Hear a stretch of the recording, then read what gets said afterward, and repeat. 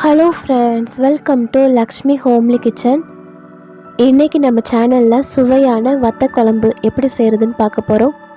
இதில் நம்ம ஸ்பெஷலாக மசாலா வறுத்து அரைச்சி சேர்க்க போகிறதுனால அதோட சுவையும் மணமும் ரொம்பவே சூப்பராக இருக்கும்.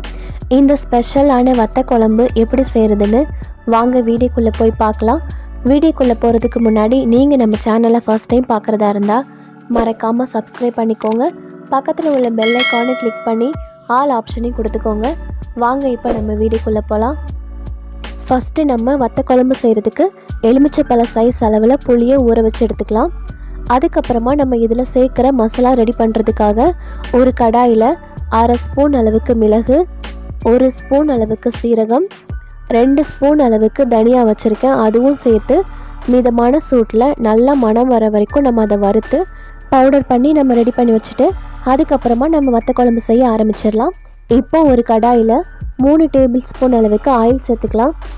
ஆயில் சூடானதுக்கப்புறமா கொஞ்சமாக சுண்டைக்காய் வத்தல் வச்சுருக்கேன். அதை நம்ம இதில் சேர்த்து நல்லா பொரித்து தனியாக எடுத்து வச்சிடலாம். இப்போ நம்ம இதே ஆயிலில் செஞ்சிடலாம். 1/4 ஸ்பூன் அளவுக்கு வெந்தயம், 1/2 ஸ்பூன் அளவுக்கு கடுகு சேர்த்து நம்ம நல்லா பொரிய விட்டுடலாம். இது கூடவே 3 காஞ்ச மிளகாவும் சேர்த்துக்கலாம். கொஞ்சமாக கருவேப்பிலையும் சேர்த்து நல்லா பொரிஞ்சதுக்கப்புறமா 10லேருந்து 15 பல்லு பூண்டு வச்சுருக்கேன், அதை சேர்த்துக்கலாம்.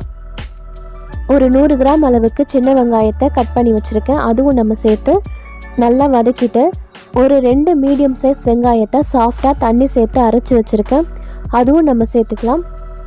இதுவும் சேர்த்து நல்லா பச்சை வாசனை போகிற வரைக்கும் நம்ம வதக்கி எடுத்துக்கலாம். வெங்காயத்தோட பச்சை வாசனை எல்லாம் போனதுக்கப்புறமா ஒரு பெரிய தக்காளியை சாஃப்டாக அரைச்சி வச்சுருக்கேன், அது சேர்த்துக்கிறேன். தக்காளியும் நம்ம நல்லா வதக்கினதுக்கப்புறமா இந்த குழம்புக்கு தேவையான மசாலா சேர்த்துக்கலாம். 1/4 ஸ்பூன் அளவுக்கு மஞ்சள் தூள், 1 ஸ்பூன் அளவுக்கு தனி மிளகாய் தூள், உங்கள் காரத்துக்கு தகுந்த மாதிரி பார்த்து சேர்த்துக்கோங்க. 2 டேபிள் ஸ்பூன் அளவுக்கு குழம்பு மிளகாய் தூள். இது கூடவே நம்ம அரைச்சி வச்சுருக்க அந்த ஸ்பெஷல் மசாலாவையும் சேர்த்துக்கலாம். இது நல்ல ஒரு வாசனையை கொடுக்கும். இதை நல்லா ஒரு 2 நிமிஷம் நம்ம இந்த ஆயிலே வதக்கிட்டு அதுக்கப்புறமா நம்ம ஊற வச்சுருக்க புளி கரைசலை சேர்த்துக்கலாம். இது கூடவே தேவையான தண்ணியும் சேர்த்து நல்லா மிக்ஸ் பண்ணிவிட்டு இந்த குழம்புக்கு தேவையான உப்பு சேர்த்துக்கோங்க. உப்பு சேர்த்து நல்லா மிக்ஸ் பண்ணிவிட்டு ஒரு 10லேருந்து 15 நிமிஷம் அது நல்லா கொதித்து வேகட்டும். இப்போ நம்ம இதில் கொஞ்சமாக வெல்லம் சேர்த்துக்கலாம். வெல்லம் சேர்த்து செய்கிறப்போ இந்த குழம்புல இருக்கிற கொஞ்சம் கசப்பு தன்மை குறைஞ்சி நல்ல ஒரு டேஸ்ட்டை கொடுக்கும். இதுவும் சேர்த்து நல்லா மிக்ஸ் பண்ணதுக்கப்புறமா நம்ம ஏற்கனவே வறுத்து வச்சுருக்க அந்த சுண்டைக்காய் வத்தலை சேர்த்துக்கலாம். இதை சேர்த்து நல்லா மிக்ஸ் பண்ணதுக்கப்புறமா ஒரு 2 நிமிஷம் கொதிச்சாலே போதும், அடுப்பை ஆஃப் பண்ணிடலாம்.